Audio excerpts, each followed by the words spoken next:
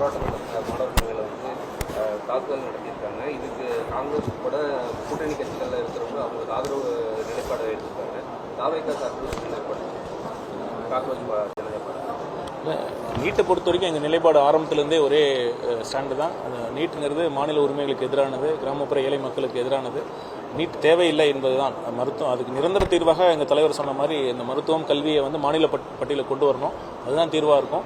அதனால் இடைப்பட்ட காலத்தில் நீட்டுக்கு எதிரான ஒரு சட்ட போராட்டங்களை கண்டிப்பாக முன்னெடுக்கணுங்கிறது நான் இந்த நேரத்தில் சொல்லுவேன். ஒவ்வொரு அந்த சங்கத்திற்கும் அந்த அரசாணைப்படி எந்த விகிதாச்சார அடிப்படையில் அந்த நீர் பகிர்ந்து கொடுக்கணுமோ அதன் அடிப்படையில் கொடுக்கணும் அப்படிங்கிறது தான் ஒரு கோரிக்கையாக இருந்தது. இப்போ என்ன ஒவ்வொருத்தருக்கும் ஒரு மனசில் என்ன ஐயம் இருந்ததுன்னா, நமக்கு கிடைக்க வேண்டிய அளவுக்கு கிடைக்கல, அவங்க அணையிலிருந்து திறந்து விடுறாங்க, அதில் வர அந்த லாஸஸ் போக அந்த லீக்கேஜஸ் டிரான்ஸ்மிஷன்ஸ் லாஸ் போக இவ்வளோ கிடைக்கணும், ஆனால் எங்களுக்கு கிடைக்கல அப்படிங்கிற ஒரு ஐயம் இருக்குது. அதனால் நம்ம நீர்வளத்துறை அதிகாரிகள்கிட்ட என்ன சொல்லியிருந்தோம்னா, ஒரு வெளிப்படையான ஒரு அறிக்கையை நீங்கள் கொடுங்க. எவ்வளோ நம்ம அணையிலிருந்து அணை இருப்பு எவ்வளோ இருக்குது, எவ்வளோ நம்ம அணையிலிருந்து திறந்து விட்டோம், ஒவ்வொரு அந்த கால்வாய் துணை கால்வாய்க்கு எவ்வளோ போயிருக்கு அப்படின்னு ஒரு டிரான்ஸ்பரண்ட்டாக ஒரு அறிக்கையை கொடுங்க.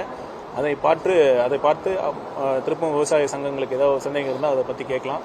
அப்புறம் ஒரு மிக முக்கிய பிரச்சனையாக நீர் திருட்டு இருக்குன்னு அனைத்து நீர் சங்க தலைவர்களுமே, நீர் பகிர்மான குழு தலைவர்களுமே சொல்கிறாங்க. அது யாருமே இல்லைன்னு மறுக்கலை. அது கண்டிப்பாக பல வருடங்களாக இதுதான் ஒரு நடைமுறை சூழலாக ஒரு ஏற்றுக்கொள்ளப்பட்ட ஒரு விஷயமாக அப்படியே அரசெல்லாம் கடந்து போயிட்டே இருந்தாங்க. ஏன்னா பார்த்தீங்கன்னா குடிக்கிறதுக்கு தண்ணி இல்லை, கால்நடைகளுக்கு தண்ணி இல்லை, நீர் பாசனத்துக்கும் தண்ணி இல்லாத சூழலில் இந்த மாதிரி நீர் திருட்டை வந்து நம்ம அனுமதிக்கவே முடியாது. நம்ம அரசுக்கு வேறு எந்த நோக்கமும் இல்லை, மக்களுக்காக மட்டும்தான் நம்ம இருக்கோம். அதனால் இதை பற்றி கண்டிப்பாக ஒரு விசாரித்து சம்பந்தப்பட்ட இந்த நீர் திருட்டில் சம்பந்தப்பட்ட இது யாராக இருந்தாலும் சரி, அது நமக்கு இவங்க எந்த தொழிலில் எந்த ஒரு விவசாயியாக இருந்தாலும் சரி, ஒரு இண்டஸ்ட்ரியலிஸ்டாக இருந்தாலும் சரி, தொழில் அதிபராக இருந்தாலும் சரி, யாராக இருந்தாலும் அது தவறு தான். கண்டிப்பாக அவர்கள் மீது ஒரு வழக்கு பதிவு செய்யப்பட்டு உரிய முறையில் நடவடிக்கை எடுக்க வேண்டும் என்று மாவட்ட ஆட்சியரிடம் நான் சொல்லியிருக்கேன். கண்டிப்பாக அந்த நடவடிக்கை எடுக்கும் என்று நம்புவோம். கண்டிப்பாக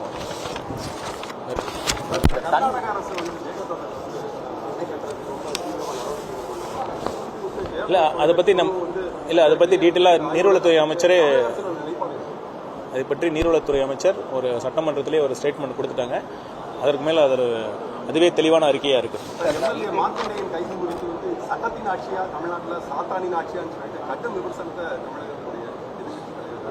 இது சட்டத்தின் ஆட்சினா ஒரு தவறு நடக்கிறப்ப, ஒரு அவதூறாக பேசுகிறப்ப அதை எப்படி பார்த்துட்டு இருக்கவும் முடியாது. சட்டத்தின் ஆட்சி தான் இருக்குது. கண்டிப்பாக பார்த்தீங்கன்னா இப்போ சென்ற ஆட்சி காலத்தில் எந்த மாதிரி நடந்தது, ஒரு யூடியூப்பில் ஒரு பேசுகிறதுக்கு ஆட்சியை எதிர்த்து பேசுகிறவங்களுக்கே குண்டாஸ் போட்டாங்க, அப்புறம் விவசாயிகள் மேலே குண்டாஸ் போட்டாங்க. அது மாதிரிலாம் இல்லாமல் முழுக்க மக்கள் நலன் சார்ந்த அரசு தான் இருக்குது. அதில் அந்த குற்றச்சாட்டெல்லாம் ஏற்க முடியாது.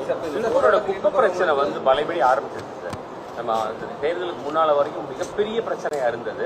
அப்புறம் தேர்தல் சமயத்தில் அப்படியே கொஞ்சம் அப்படி இப்படின்னு சொல்லிட்டு இருந்தாங்க. இப்போ மீண்டும் பூதாகரமாக போயிட்டு இருக்கு. என்ன தீர்வு ஏதாவது ஆய்வு? குப்பை பிரச்சனை, திடக்கழிவு பிரச்சனை பார்த்தீங்கன்னா திருப்பூரில் மட்டும் இல்லைங்க, சொல்லப்போனால் எல்லா தொகுதியிலையும் எல்லா மாவட்டங்களையும் இருக்குது. இதுக்கு ஒரு நிரந்தர தீர்வு காண வேண்டும். இது முதலமைச்சர் அவர்கள் இதை பற்றி அவங்க அதிகாரிகளும் பேசிகிட்டு இருக்காங்க. நம்ம அந்தந்த பகுதியில் இதுக்கு அந்த வேஸ்ட் மேனேஜ்மெண்ட்டுக்காக ஒரு ஸ்பெஷலாக பார்த்திங்கன்னா திருப்பூர் கூட ஒரு பல்லடம் பகுதியில் ஒரு பயோகேசிஃபிகேஷன் பிளான்ட்டை நம்ம ஒரு ப்ரொப்போசல் இருக்குது. ஆனால் அது என்னென்னா அந்த பகுதி மக்கள் ஒரு ஐயம் இருக்குது அவங்களுக்கு. அது என்ன, அந்த பகுதியில் வந்து அவங்களுக்கு தொந்தரவு ஏற்படுமோ, அவங்க நிலத்தடி நீர் பாதிக்கப்படுமோ, காற்று மாசுபடுமோ அப்படிங்கிற ஐயம் இருக்குது. நீங்கள் பார்த்துருப்பீங்க, முதலமைச்சர்கள் கூட நேற்று போய் ஆய்வு செஞ்சாங்க. இந்த நேரத்தில் பல்லடம் பகுதி மக்களுக்கும் நான் என்ன சொல்ல விரும்புகிறேன்னா, அந்த பகுதியில் வர அந்த பயோகேசிஃபிகேஷன் பிளான்ட் அந்த அரசு வந்து அனைத்து சாத்தியக்கூறுகளும் ஆராய்ந்து, அது திருப்பூரில் இருக்கிற குப்பைகளுக்கு மட்டுமான அந்த வசதி இல்லை, பல்லடம் பகுதியிலிருந்து அங்கே இருக்கிற கழிவு பிரச்சனைகளுக்குமான சேர்த்து அந்த ஃபெசிலிட்டி தான் அங்கே கொண்டு வரதுக்கான திட்டம் இருக்குது. அதனால் எந்தவித நிலத்தடி நீர் பாதிப்போ சுற்றுச்சூழல் பாதிப்போ ஏற்படக்கூடிய வாய்ப்பு இல்லை என்பதை நான் சொல்லிக்கிறேன். இந்த மாதிரி திட்டங்கள் கண்டிப்பாக வரும்பொழுது தான் இதற்கான ஒரு தீர்வாக அமையும். எல்லா பக்கமும் இடம் தேடிட்டு இருக்காங்க சார் குப்பைக்கு. ஆனால் மாநகராட்சிக்கு சொந்தமான இடுவாய் கிராமத்தில் 72 ஏக்கர் இருக்குது. அதில் 40 acre was utilise for solar. மீதி 32 ஏக்கர்ஸ் அங்க இருக்கு. ஏனோ தெரியல அதிகாரிகள் அதை தவிர்க்கிறாங்க. என்ன காரணம்? அதை கேட்குறாங்க. என்னென்ன கேட்குறேன். நன்றி.